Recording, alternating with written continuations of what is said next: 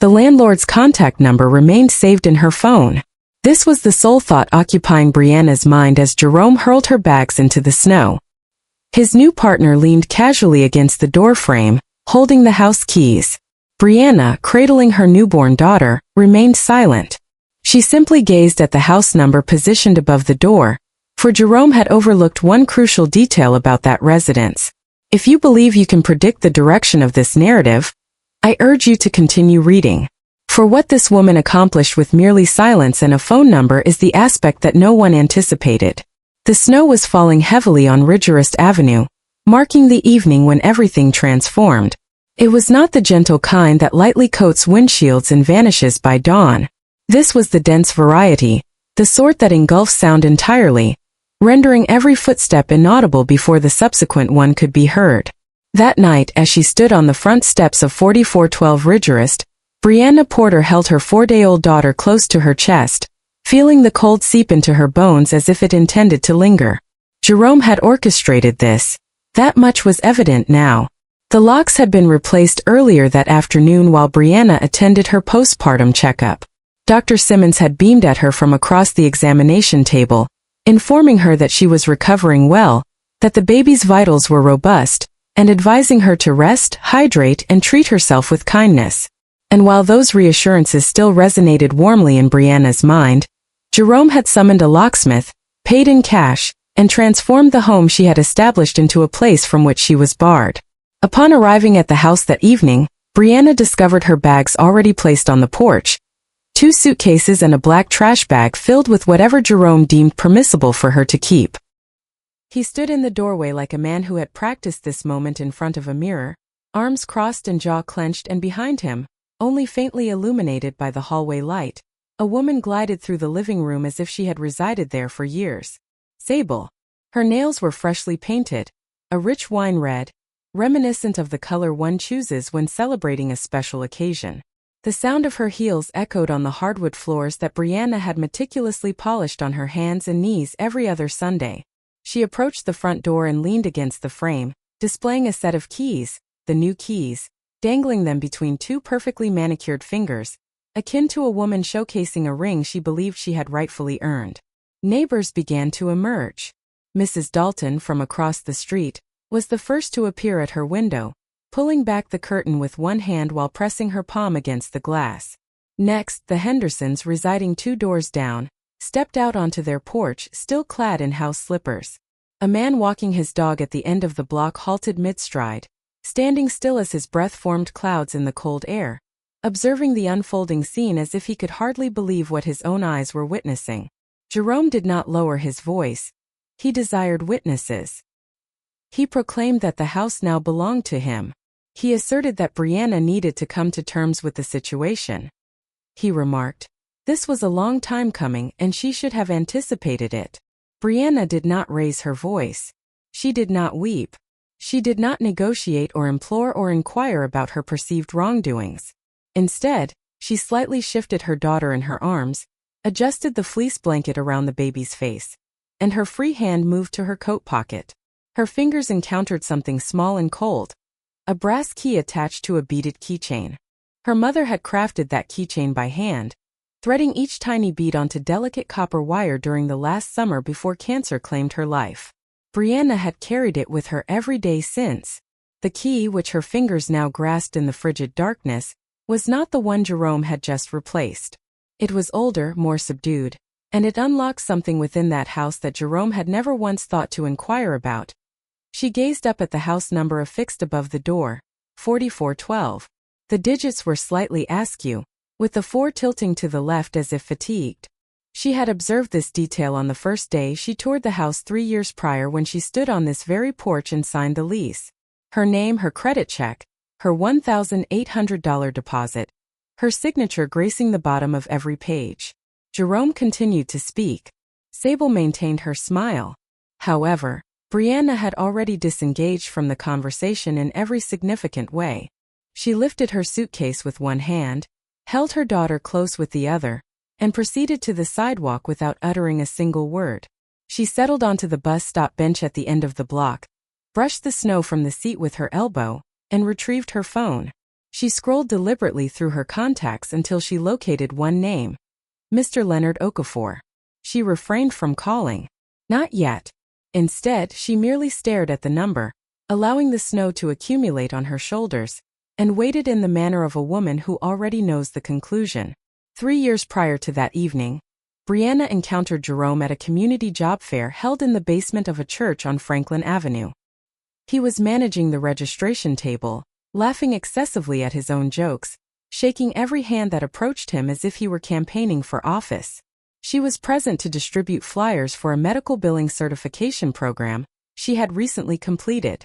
12 months of evening classes, weekend study sessions, and coffee so potent it caused her teeth to ache. During a break, Jerome approached, leaned on her table as if he owned it, and inquired about her name as though it were the most crucial question anyone had posed to him all week. She smiled despite herself. That marked the beginning. The initial days were splendid. Jerome was attentive in a manner that felt intentional, as if he had learned how to make a woman feel acknowledged. He called every morning before she departed for work. He arrived when he promised, not 10 minutes late, not with an excuse, but precisely at the time he had promised. He assisted her in carrying groceries up the stairs to her studio apartment, without expressing any dissatisfaction about the 4 flights. He recalled her preference for eggs. He noticed when she altered her hairstyle.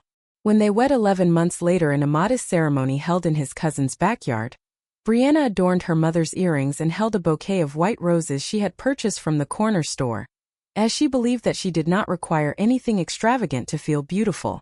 Jerome shed tears during the vows, genuine tears streaming down his face while his hands trembled as he held hers. Everyone seated in those folding chairs remarked that it was the most sincere act they had ever witnessed from a man at an altar. It was Brianna who discovered the duplex on Ridgejurist. She came across the listing online late one evening, browsing through rental websites while Jerome slept next to her.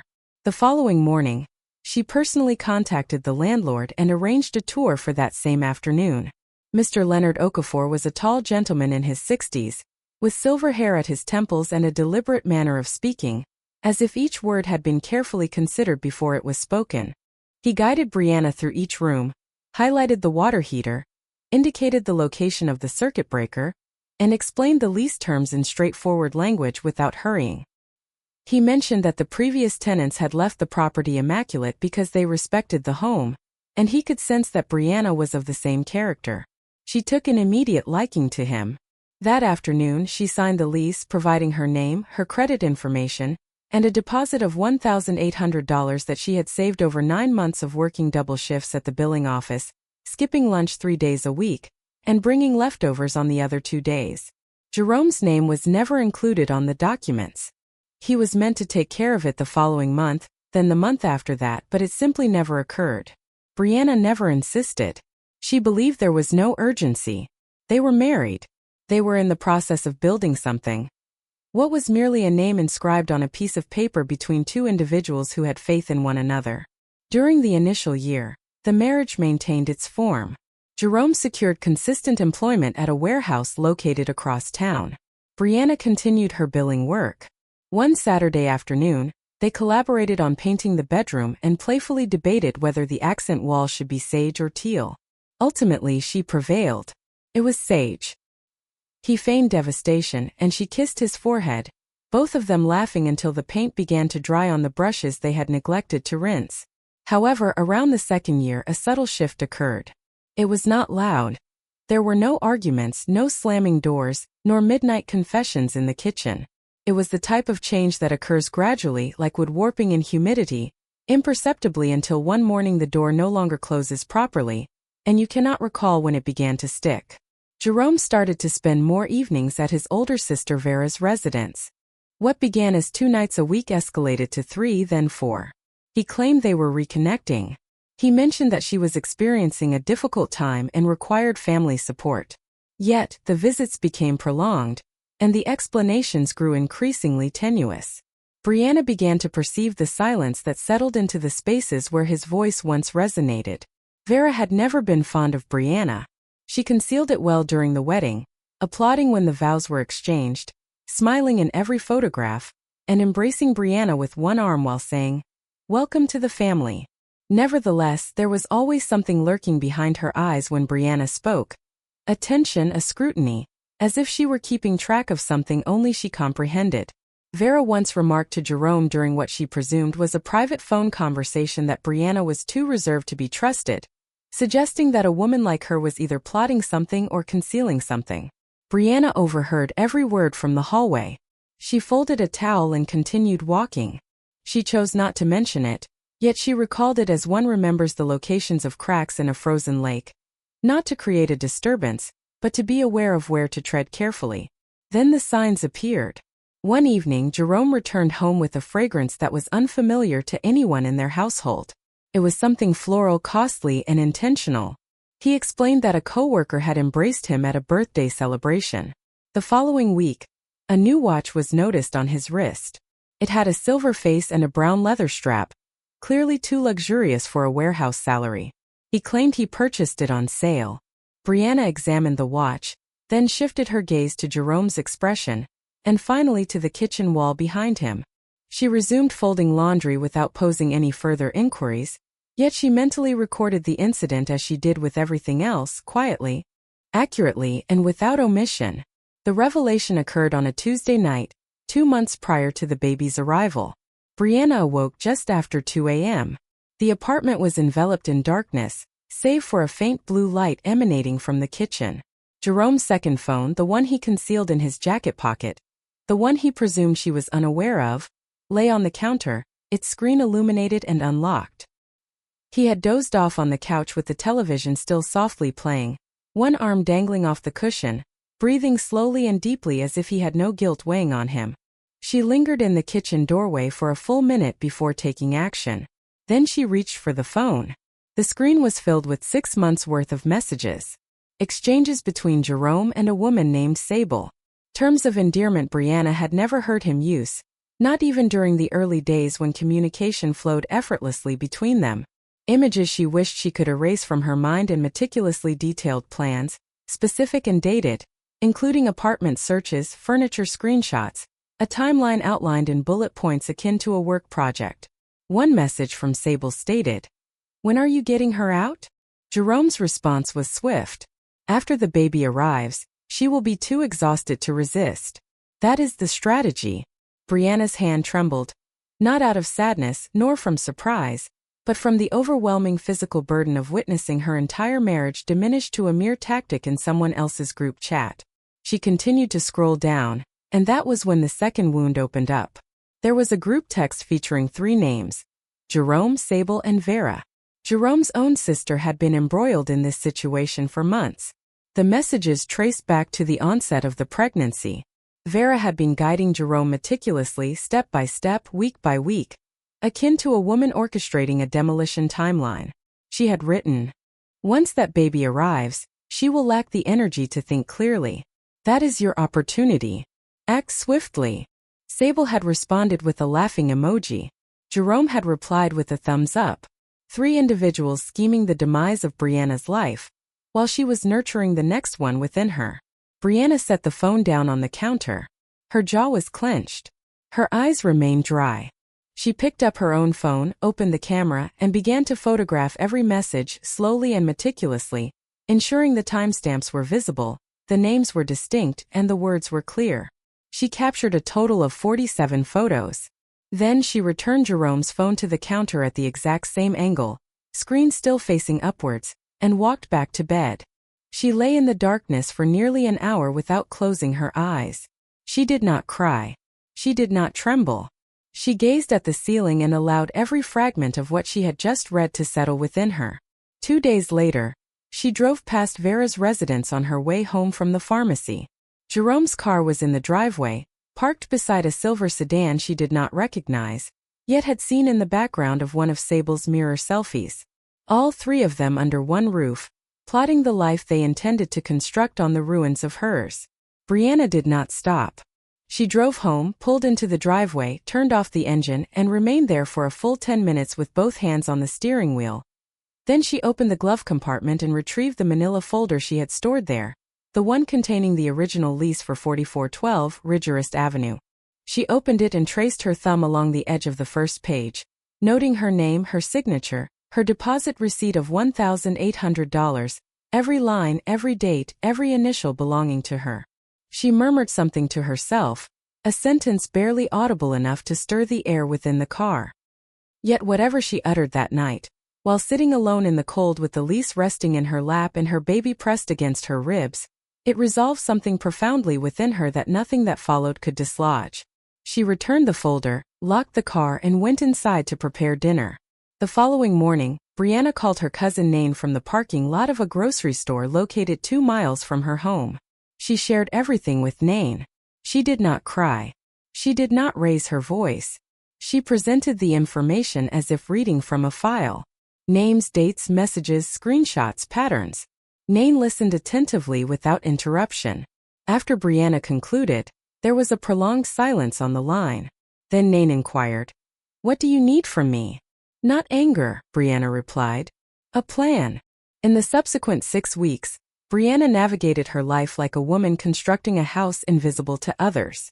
She visited a legal aid office during her lunch break, sitting across from a young attorney with compassionate eyes and a disorganized desk. The attorney validated what Brianna had already suspected. The lease for 4412 Ridgerist Avenue was solely in her name. Jerome had never been added as a co-signer. He was not a legal tenant. In essence, he was a guest, an authorized occupant by her consent, but nothing beyond that. The attorney informed her that as the sole leaseholder, she possessed every right to withdraw that permission and notify the landlord regarding any unauthorized individuals on the property. Brianna nodded once. She did not take any notes. She felt no need to. She began categorizing her world into 2 silent piles. Critical documents, including birth certificates, the lease agreement, social security cards, financial records, and every screenshot from Jerome's phone, were placed into a sealed folder that she stored in a drawer beside the bathroom sink at Nain's apartment. Everything else remained precisely where Jerome anticipated it would be. She did not relocate a picture frame. She did not alter a plate in the cabinet. She did not pack a single bag. She continued to inhabit the marriage as if she were a woman who suspected nothing at all. She prepared Jerome's meals. She inquired about his day with the same gentle tone she consistently employed. She smiled when he returned home late, claiming he had been at Vera's assisting her with a kitchen faucet that both of them knew was never faulty. One evening, when Vera called the house, Brianna answered. Rather than responding with coldness, Brianna inquired about Vera's well-being. She asked if Vera was keeping warm. She mentioned her craving for Vera's sweet potato pie, and requested the recipe at some point. The line fell so silent that Brianna could hear the ticking of Vera's wall clock in the background. Eventually, Vera replied that she would send it. However, she never did, but she lingered in her kitchen for an extended period after hanging up, disturbed by a kindness she felt she had not earned and could not comprehend. Meanwhile, Jerome became careless in a manner only a self-assured man can. He ceased concealing the second phone, which now rested on the nightstand, screen facing up as if it belonged there. He conversed with Sable on the front porch during the evenings without lowering his voice, laughing at things Brianna could overhear through the walls. He sent Sable a message, one that Brianna photographed the following morning, indicating that she could begin bringing her belongings over very soon, perhaps next week, definitely before the month concluded. He was so convinced that Brianna was unaware, so certain that her silence indicated weakness, that he entirely abandoned his guard. He left doors ajar that should have been closed and spoke openly in rooms where he should have whispered, and Brianna allowed him to do so. She navigated the house like water flowing around stones, effortlessly and quietly, discovering every crevice without a sound. One afternoon, 8 months into her pregnancy, with her back sore and her ankles swollen, she perched on the edge of the bed and made yet another phone call. She dialed Mr. Leonard Okafor. She did not report Jerome. She did not request anything. She simply called to say hello. She inquired about his wife's garden. She asked if his granddaughter had begun kindergarten yet. She mentioned that the baby was due soon, and he advised her to take it easy and to reach out if she ever needed anything at all. He remarked, "Miss Brianna, you have always been my best tenant. I truly mean that." She expressed her gratitude. She wished him good night. After hanging up, she placed the phone on the nightstand next to the brass key on the beaded keychain. which rested in the lamplight like a small, quiet promise. Everything she required was now in order. Every document, every screenshot, every relationship. The only remaining element was the one thing she could not hasten: time. Brianna gave birth on a chilly Wednesday morning. The delivery was seamless. The nurses were kind. Her daughter entered the world at 6:47 a.m., weighing 6 pounds 11 ounces, with a full head of dark hair and a cry that resonated through the room like a church bell on Easter. Brianna cradled her against her chest and remained silent for a long while. She simply gazed at her daughter's face. The tiny mouth, the clenched fists, the eyes that had not yet fully opened, and breathed. Jerome arrived 4 hours later. He held the baby for 3 minutes, perhaps 4. He snapped a photo, shared it on social media with a caption about blessings, gratitude, and new beginnings, and then informed Brianna that he had somewhere else to be. He kissed the baby's forehead, not Brianna's, and exited the room while already scrolling through his phone. He did not inquire about the delivery. He did not ask if she was in pain. He left as if he were merely checking off a task on a list that evening. As Brianna rested in the hospital bed with her daughter peacefully sleeping on her chest, she picked up her phone and encountered something that could have devastated another woman entirely. Sable had shared a selfie on social media, taken in the living room of the duplex on Brianna's couch. The caption stated, "New chapter loading." It was time-stamped for the same day Brianna gave birth. Vera had liked it. Jerome had expressed his love for it. 14 strangers had left congratulatory messages in the comments.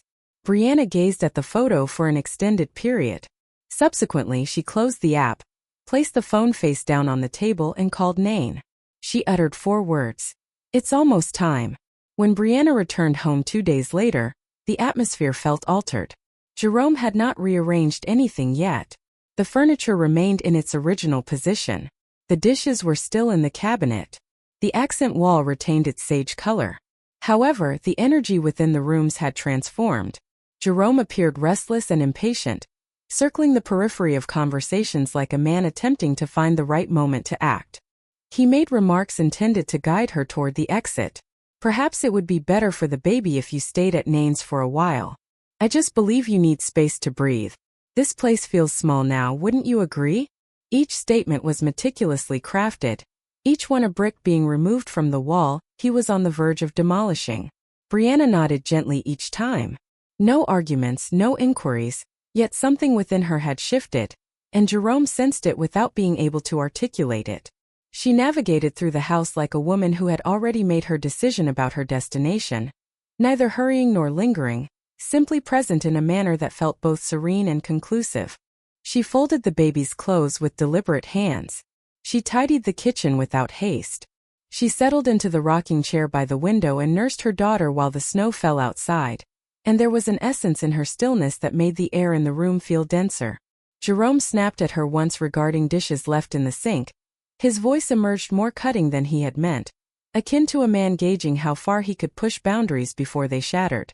Brianna turned to face him, not with rage nor with pain. Her gaze was steady, unhurried, and entirely fearless, landing on his face like a hand resting on a shoulder. He was the first to look away. He stepped onto the porch, shut the door behind him, and called out to Vera. "Something feels off with her," he remarked. "She seems different." Vera advised him to cease second-guessing himself. Just take action before she becomes settled with the baby. The longer you delay, the more challenging it becomes. Even the neighbors noticed the change. Mrs. Dalton observed Brianna strolling with the baby in the stroller one brisk afternoon and crossed the street to offer her tea. Brianna expressed her gratitude, saying, "Don't concern yourself with me, Mrs. Dalton. I am fully aware of my position." The older woman tilted her head, not entirely grasping the significance of the words, yet something in Brianna's voice, steady, grounded, and clear, caused her to pause on the sidewalk and silently watch her walk away. It transpired on a Saturday. Jerome awoke before dawn. He had organized everything, the moving truck, the locksmith, the timing. By the time Brianna descended the stairs with her daughter, 2 men were already transporting boxes of her belongings to the curb. Sable was inside the house, removing the sage curtain from the bedroom and replacing it with something ivory and sheer. Vera arrived in her car, parked at the curb, and stood on the sidewalk with her arms crossed, observing the operation like a general supervising a campaign she had been strategizing for months.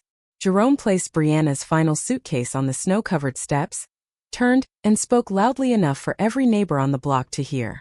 "It is finished, Brianna. This is my house now. You must leave." He reached into his pocket, retrieved the new keys cut the previous day, and handed them to Sable, who received them with a broad, practiced smile and lifted them as if she were a woman accepting an award for which she had already prepared a speech. She entered and shut the door behind her. Brianna remained on the sidewalk. Snow accumulated on her coat, on the baby's blanket, and on the handle of the suitcase she had yet to pick up. The block was beginning to awaken around them. Curtains were drawn back, porch lights flickered on, and someone 3 houses down paused mid-shovel to gaze. Jerome waited.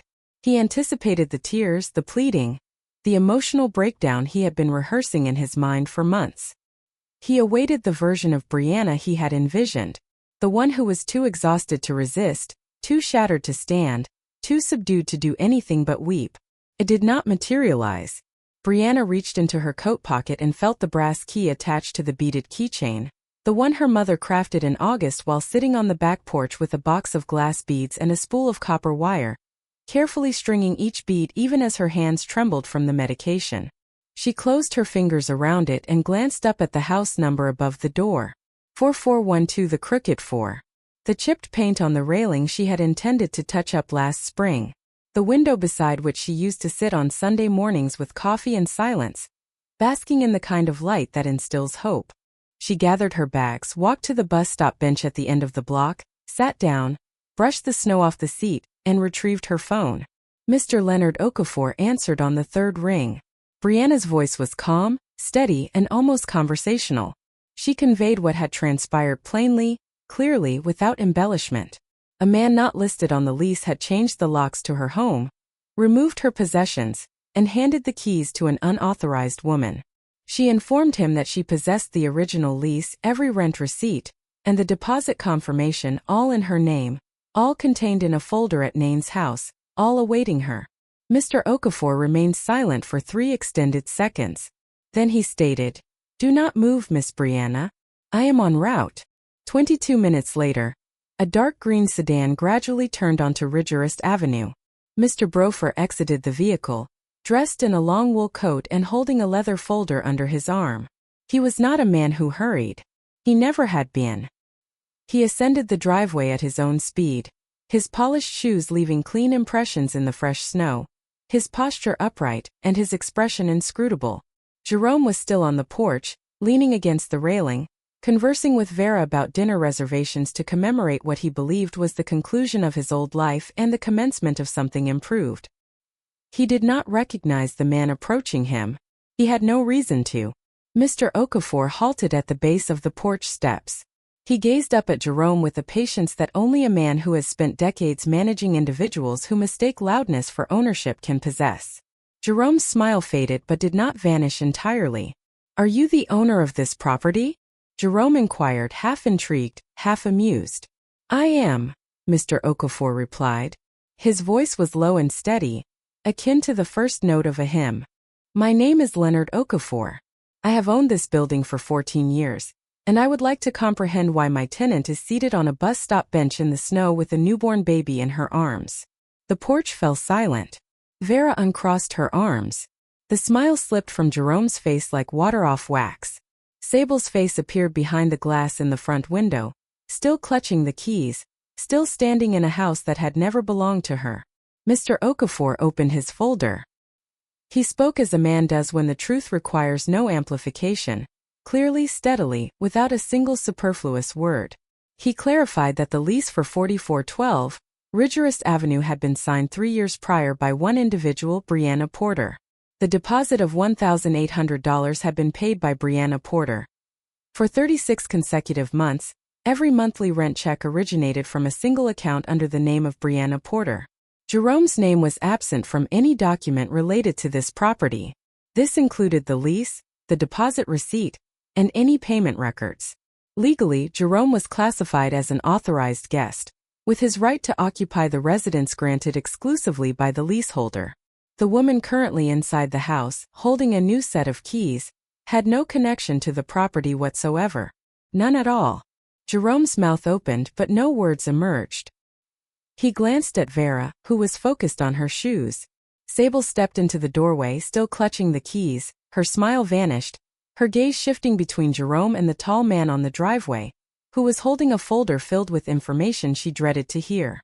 Mr. Okafor turned to her with a composure that only a man with decades of property ownership could possess, having witnessed every form of this absurdity the world presents.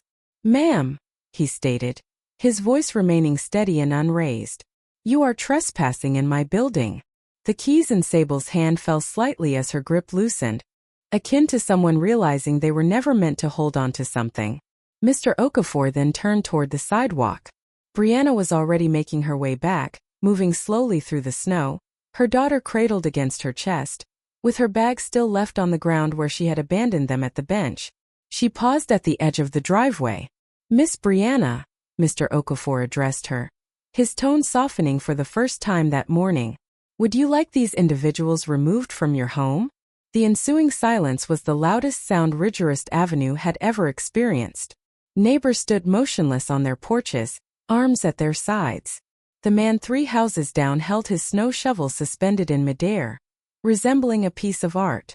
Mrs. Dalton pressed both hands flat against her window. Sable's arm fell to her side, the keys now dangling loosely between fingers that had ceased their effort to grip them.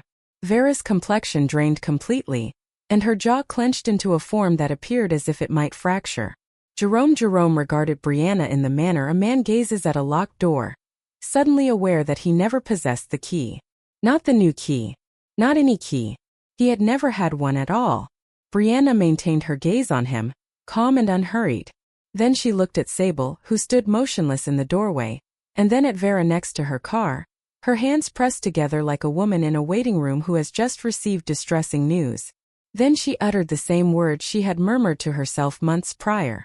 Alone in the driveway with the lease resting in her lap and the cold pressing against the windows. "It was always my house." She reached into her pocket and retrieved the brass key from the beaded keychain. The original key.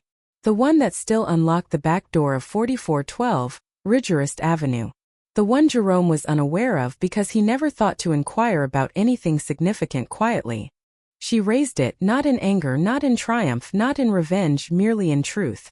The morning light reflected off the copper wire and the tiny glass beads her mother had threaded one by one with hands that were already beginning to weaken. In a summer that would be her last. There was nothing left to dispute. The lease, the receipts, the landlord standing in the driveway with a folder full of documents that narrated one story with one name. And it was not Jerome's. Mr. Okafor granted Jerome and Sable 24 hours to vacate their belongings from the property. He stated it once clearly without elevating his voice, and then he closed the folder. He escorted Brianna to his car, assisted her in securing the baby's car seat in the back, and drove her to Nane's apartment, where the folder full of documents awaited in the drawer beside the bathroom sink, precisely where Brianna had left it weeks earlier, exactly where it had remained all along. He instructed her to call when she was prepared to return home. She expressed her gratitude to him. He acknowledged her with a nod and departed without glancing back. There was no need for him to do so. That evening Jerome attempted to reach Vera by phone, but she did not pick up. He tried again the following morning, but there was still no response. By the next afternoon, Vera had already initiated her plan to vanish, erasing text conversations, unfollowing Sable on all social media platforms, and mentally rehearsing a narrative in which she played a minimal role, merely Jerome's sister who happened to be present, and where she had never sent a single message advising him on when to act. However, the residents of Ridgehurst Avenue had observed the entire situation unfold from their porches and windows, and Mrs. Dalton recounted the tale to anyone who lingered long enough to hear it. In a community where fences are low and voices travel on the evening breeze, every word was heard by all. The next afternoon, Sable began to pack her belongings. 2 boxes and 1 suitcase were all she took. She left the ivory curtains in the bedroom, not wanting to keep anything that reminded her of that house. She exited through the front door without casting a glance at Jerome, without turning back, and without uttering a single word. Before she reached the end of the block, she blocked his number. Any vision she had for her life within those walls, the new chapter, the selfie on the couch, the keys she held aloft like a crown, all vanished the instant a 62-year-old man in a wool coat opened a leather folder on a snowy driveway and pronounced one name aloud. During the first week, Jerome stayed on a friend's couch, then moved to a cousin's spare room, and finally to a motel off the highway where the heater rattled against the thin walls, and the parking lot reeked of exhaust and regret. He called Brianna once from that motel parking lot, standing in the cold with his phone pressed to his ear, but she did not answer. He tried again the next day, but silence met him. On his third attempt, he drove to the duplex, approached the porch, and knocked on the door. The same door that he had locked her out of. The same porch where he had stood like a king. Brianna communicated with him through the closed door. She did not open it. She did not raise her voice. She did not weep. Her voice was so soft that he had to lean in to catch it. She uttered a single statement. "You threw your daughter into the snow. There is nothing more to discuss." Jerome remained on that porch for an extended period after that. The snowfall had ceased, but the chill remained. He gazed up at the house number 412, and for the first time in 3 years, he comprehended what those numbers signified to her. What the house represented. What the deposit she had saved for 9 months represented. What the lease she had signed as a loan represented. What every quiet evening she had spent cleaning floors, paying bills, and keeping the lights on while he was across town enjoying himself with Sable and planning with Vera represented. He understood it all now, standing in the cold on the wrong side of a door that would never open for him again. He turned slowly and descended the steps. Brianna listened as his footsteps faded with each crunch, crunch, crunch until the only sound remaining in the house was her daughter breathing softly against her shoulder. The repercussions did not arrive with a bang. They came as February weather changes gradually, then entirely. Jerome's colleagues learned through mutual friends and social media updates that spread faster than he could refute them. Invitations ceased to arrive. Old friends would cross the street upon seeing him. Vera made one last attempt to contact Brianna, leaving a voicemail that lasted 2 minutes and conveyed almost nothing. Fragments of apology, incomplete thoughts, a lengthy pause in the middle where it seemed she forgot what she intended to say. Brianna listened to it once. She did not delete it, nor did she reply. She placed the phone on the counter and returned to warming a bottle for the baby. There was no vengeance in what transpired with Jerome. There was no intention to ruin him, nor any scheme to obliterate what remained. Instead, it was merely the inherent burden of his actions weighing down on every aspect of his existence. Much like snow accumulates on a roof, silently and persistently, until something gives way. 3 months later, the snow on Ridgehurst Avenue had thawed.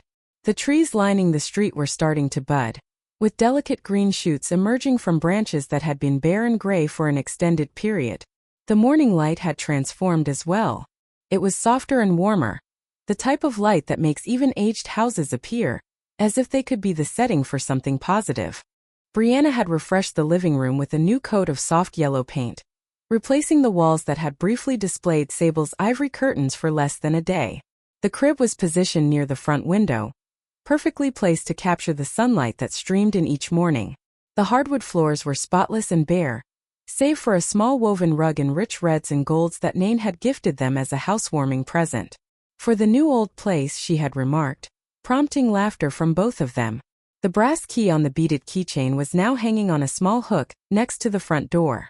It was no longer concealed, not clutched in a coat pocket or hidden inside a glove, but simply resting in plain view, glinting in the light each time the door opened, swaying gently like something that had at last discovered its rightful place. Nain visited on a Saturday morning, bringing a bag of groceries and 2 cups of coffee from the Elm Street shop known for making them excessively strong and sweet, precisely to their liking. They sat together on the front porch while the baby slept inside, with the window slightly ajar to hear her stir if needed. Brianna savored her coffee slowly, gazing out at the block. Mrs. Dalton was on her knees in the garden, weeding. The Henderson children were riding their bikes in wide circles on the sidewalk. The man who once walked a single dog was now seen walking too. Brianna was no longer the same woman who had stood in the snow that night. She was now more subdued. However, this was a different type of silence. It was not the silence of mere survival. It was not the silence of awaiting someone else's decision regarding her future. It was not the silence of a woman who is holding her breath. This was the silence that follows when a woman ceases to perform strength for others and simply embodies it. Deep within her bones, unyielding, and requiring no validation from anyone to affirm its existence. She gazed at the house number 4412, and this time a smile graced her lips. Inside, her daughter stirred. A faint sound drifted through the cracked window. It was not quite a cry, but more akin to a question. Brianna placed her coffee on the porch railing, rose slowly, and entered the house. The front door swung open, and the beaded keychain hanging on its hook swayed gently, catching a single long ray of Saturday morning light. She lifted her daughter from the crib. The baby's eyes opened wide, dark, and filled with a trust that belongs solely to someone who has never been disappointed. Brianna held her close and stood by the window where sunlight streamed in. And for one still, perfect moment, the entire room was bathed in gold. Some women scream to be acknowledged, while others whisper, and the entire room falls silent. If this narrative brought to mind someone who chose dignity when the world anticipated tears, share it with them and remain close, for the next story may be the one that transforms your perspective on everything.